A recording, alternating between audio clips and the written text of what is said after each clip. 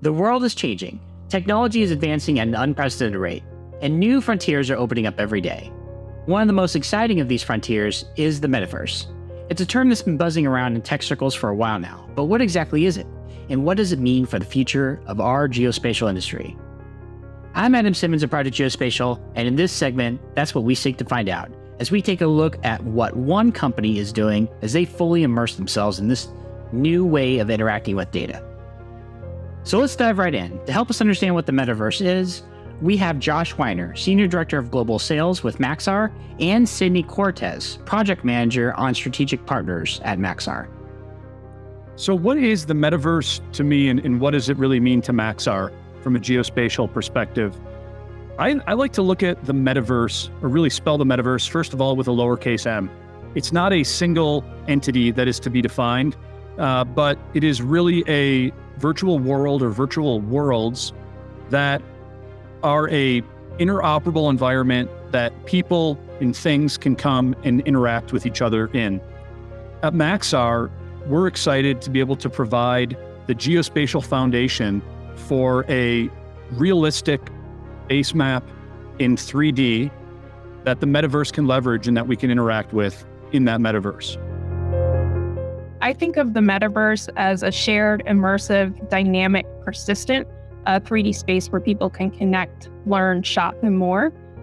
What Maxar brings to the table is that geospatial 3D foundation for it, and we have the two product offerings with Precision 3D and Sim 3D. To expand on that a little bit more, though, because that was a pretty generic definition, I think some of the key elements of the Metaverse are going to be interoperability, right? Because by the strictest kind of definition of Metaverse, it's one Metaverse to rule them all. And I think that in reality, what we're going to see is what I'm seeing others refer to as kind of a multiverse of Metaverses, where we need to be able to kind of bounce around and play around, much like we do on the internet, but in a 3D kind of immersive experience. As we're traveling along this path to discover what the Metaverse is, we're also realizing that we need to define concepts such as what is a digital twin?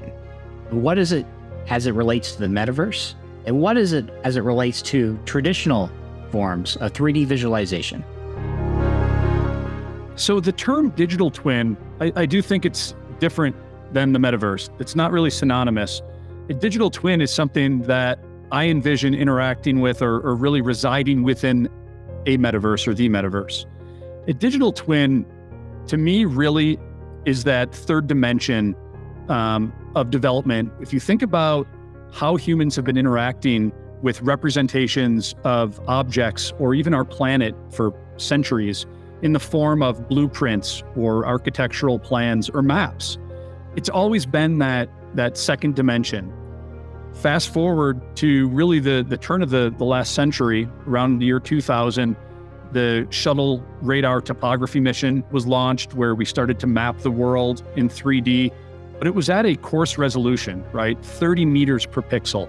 So we had that global scale, but we didn't have the resolution of what you would consider a twin, certainly not an identical twin. So to me, the digital twin is when you can combine the global scale and the resolution where something really does look exactly the way it does on Earth. From a geospatial perspective, of course, we're talking about a 3D map. At Maxar, we are excited to provide that 3D data with both the resolution and the global scalability to enable you to go anywhere in a virtual world, in a Metaverse, and interact with the world as a twin, as a digital twin. Yeah, I think conceptually, the Metaverse, 3D representation being the term, 10, 20 years ago, for that, what we're looking at now, I think that it is kind of beyond that, because even today, for the general kind of user, 3D visualization is just that. It's something that you look at, you may kind of pan and tilt and whirl around, but to me, the real key and that next step is actually immersing yourself in that environment and being able to experience like what that 3D, kind of feels like. And the what's lacking in 3D visualization, right, is that feeling of like, I can look up here, I can, kind of sense here. And so that to me is really the next piece, is that immersiveness, the interactiveness, and the ability to interact with it.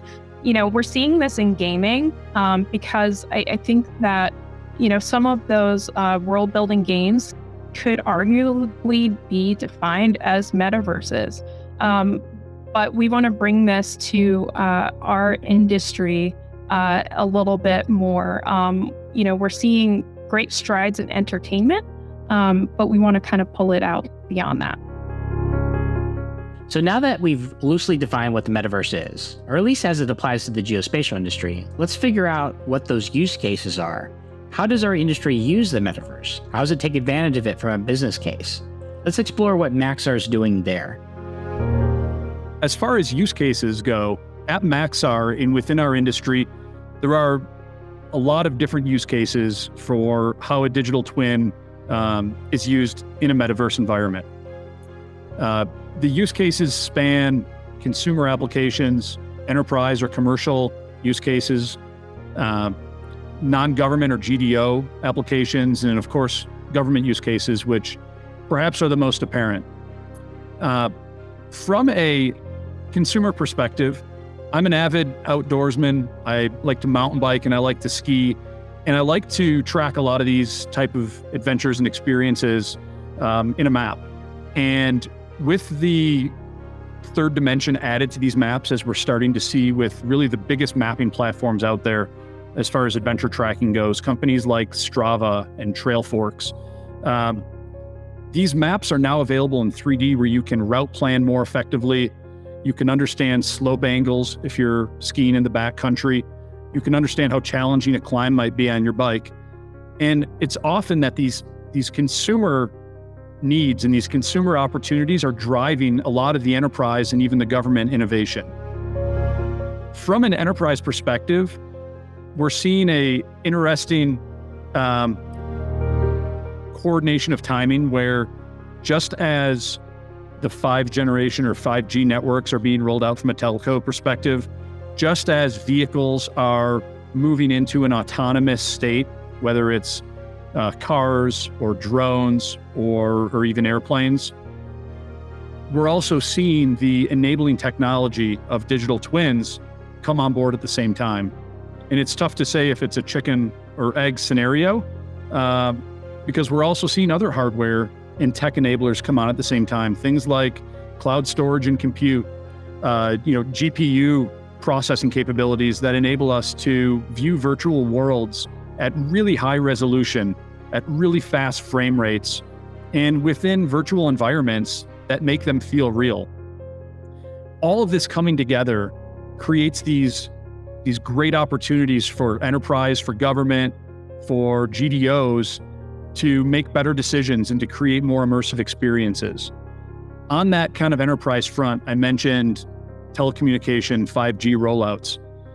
With 2G, 3G, 4G networks, LTE networks, the need for these really high resolution 3D models wasn't there as much. The way a signal propagates, if it's a 3G or a 4G network, is very different than the way this next generation 5G network propagates. 5G is a much higher frequency bandwidth that even things like your hand or a tree or a building would certainly interfere with. So using high resolution 3D models that are not only high resolution, but that are current and that represent the state of the earth today, enable telco operators to plan antenna rollouts and plan their network development much more efficiently. On the automotive front or on the navigation front, vehicles being able to triangulate where they are. So using those onboard sensors, whether it's LiDAR or radar or visual cameras, and triangulate against a 3D map so that vehicle knows where it is in the physical environment at any time, is a huge enabling capability for autonomy. We have drone partners that we work with that do similar things where they're able to plan drone routes more efficiently. And even in some aeronautical examples where we've worked with the Griffin fighter jets, where they can leverage a 3D map in the use of what's called virtual positioning systems, which is something that's used in a GPS-denied environment. So if a fighter jet does not have access to a GPS signal for whatever reason, it can actually geolocate itself by looking at the ground in front of it and localizing that to a 3D map on board. It's a really exciting technology that we've been able to prove out that is enabled by geospatial digital twins that have the resolution and the currency and the global coverage to enable this type of thing to happen anywhere in the world.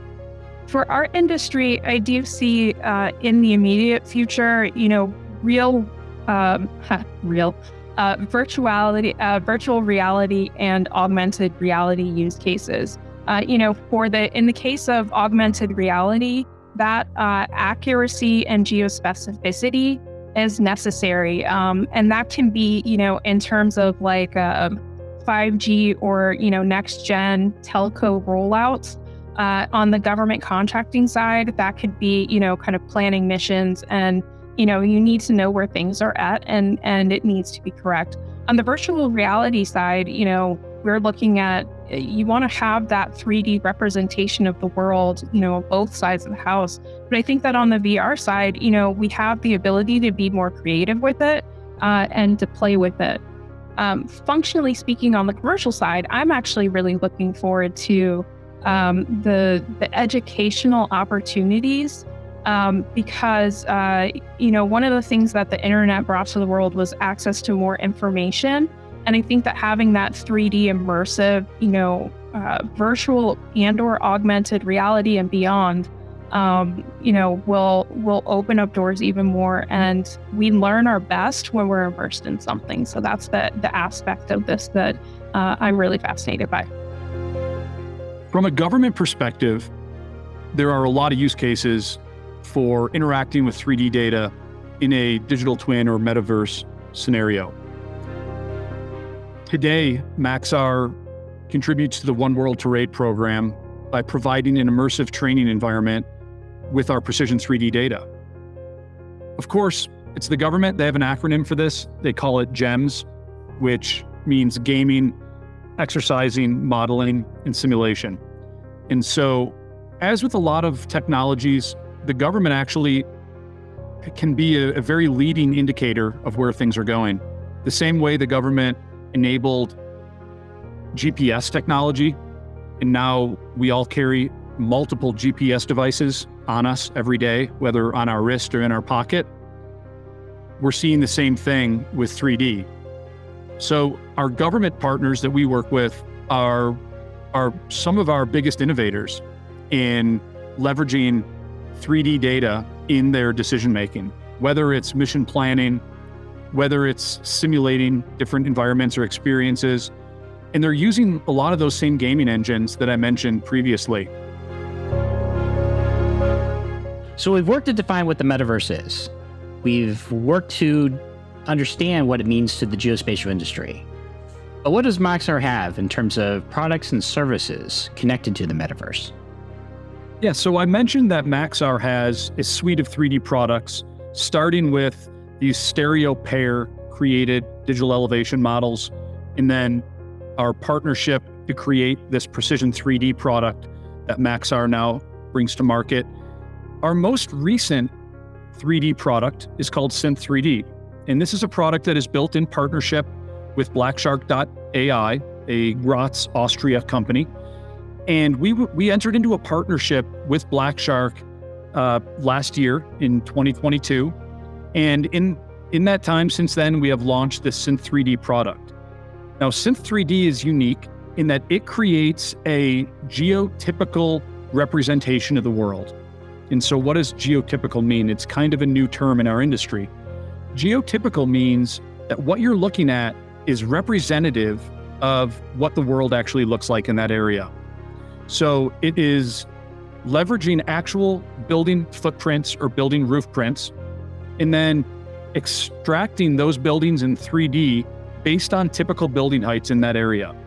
And so what that means is you won't see a 50-story bungalow in a rural area. You won't see, 100-story skyscrapers in suburban America.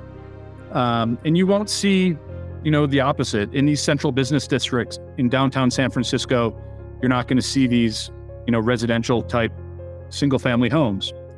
And so the technology that Black Shark has developed is taking our Maxar's Vivid base map, which is a high-resolution global scale base map, and the ability to extract that in 3D globally, really targeting simulation, media, entertainment, and gaming type applications, where you may not need the exact building height, and you may not need the exact building facade as it appears when you're walking through the streets, but you need something that is very performant, that has that global scalability, and that is really optimized for gaming engines. So, Syn3D is a visually pleasing, highly performant, geotypical 3D replica of the world.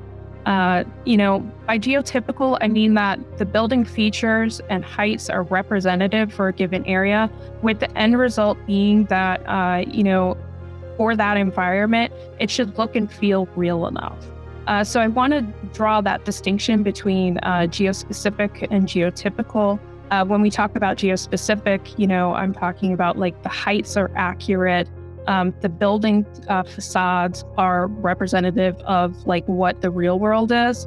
For Syn3D, geotypical heights and geotypical facades based on regional archetypes. How users can experience Syn3D is in multiple ways. So from a, kind of streaming and software side, we offer a software development kit and an Unreal plugin. Other plugins and other ways to interact with other environments are in the works. And if someone doesn't have means to, use like the SDK or Unreal plugin, we do offer export file formats in USD, OBJ, FBX, and GLTF formats today with 3D tiles on the roadmap. So outputs that, our customers are seeing. So for example, we're working with a couple of energy companies on their permitting process right now. And they're actually using the Unreal plugin, so kind of that immersive environment to visualize like where like power stations and transmissions, towers, and other kind of equipment would reside, so that they can provide that feel of like, where is this in kind of the world, so to speak. How does that relate to your neighborhood? And so that when they're presenting to, these committees, that they can not only speak to it and show images, right? They can actually fly through this environment so that people can see that would mean in eventually the real world. So far in our exploration of the metaverse, we've seen how this exciting new technology has the potential to revolutionize the way we do business. We've seen how companies are leveraging the power of the metaverse to improve collaboration, enhance our daily workflows, and unlock new opportunities for growth. But despite this focus on the business applications of the metaverse, it's important to remember that this technology has the power to help people directly. We were fortunate enough to have Jane Goodall of the Jane Goodall Institute visit us at our headquarters here in Colorado, and she gave an incredibly inspiring presentation, as she always does. And one of her stories that she gave was of a village that she worked with, and the example that she gave was a village leader who had to make a really difficult decision of, should we commence in deforestation for short-term economic gain because it's an opportunity and of course we have to feed our villagers, or should we take the conservation route and try to pursue more of a long-term economic and social and environmental, of course, gain by conserving this forest and by not pursuing deforestation. And it's a tough decision for someone in that scenario to make when you have that short-term economic gain on the one hand and really an unknown future on the other hand. And what the Institute was able to do was to leveraging Maxar's 3D data, create a virtual environment where this village leader who had to make this decision could go in and could actually see what their village would look like if they took that shorter term deforestation route. And when you can actually see the impacts in 3D, in an immersive experience, whether it's an augmented reality or a virtual reality or even something, on a flat screen, but in 3D, it provides a really immersive experience and much better information in helping you make that decision.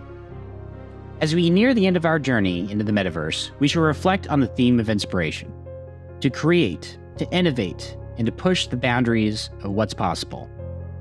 Maxar is constantly innovating, constantly building new products, constantly building and launching new satellites. A key cornerstone of that innovation is building out the world in 3D. The new use cases and opportunities that a global scale, high resolution, current 3D digital twin bring are huge. And really, we don't even have a perspective of all the different use cases that are enabled by it today. And we're excited. We're really excited about the path ahead and seeing how our partners, whether it's gaming partners or enterprise, government, NGOs, how they will enable and how they will interact with our 3D models in these digital twins that are coming to market. The future is bright for 3D, without a doubt. It's the world that we live in the world that we interact with, and we're excited to build these immersive experiences in the virtual world as well. I think the most fun thing about building 3D worlds, both when I was on the Precision 3D team and now that I've worked on Sim3D, is an appreciation for just how complex global terrain and our building features are. And so getting to explore that every day in one form or fashion has been such an adventure. I'm very passionate because I feel like we are in the beginning phases. Not everyone's using 3D yet. We see that as the next field, and there's so much unknown and so much to learn. So I'm so happy I'm right here in this place at this moment. As we see from our discussions, the concept of the metaverse has expanded far beyond the stereotype of VR headsets and gaming. It has tremendous applications to enhance and create positive change in the world around us. I would like to thank Maxar's Josh Weiner and Sydney Cortez for joining us in uncovering the metaverse and helping us learn how Maxar is playing a big role in making geospatial technology an immersive experience. I'm Adam Simmons with Project Geospatial. Talk to you next time.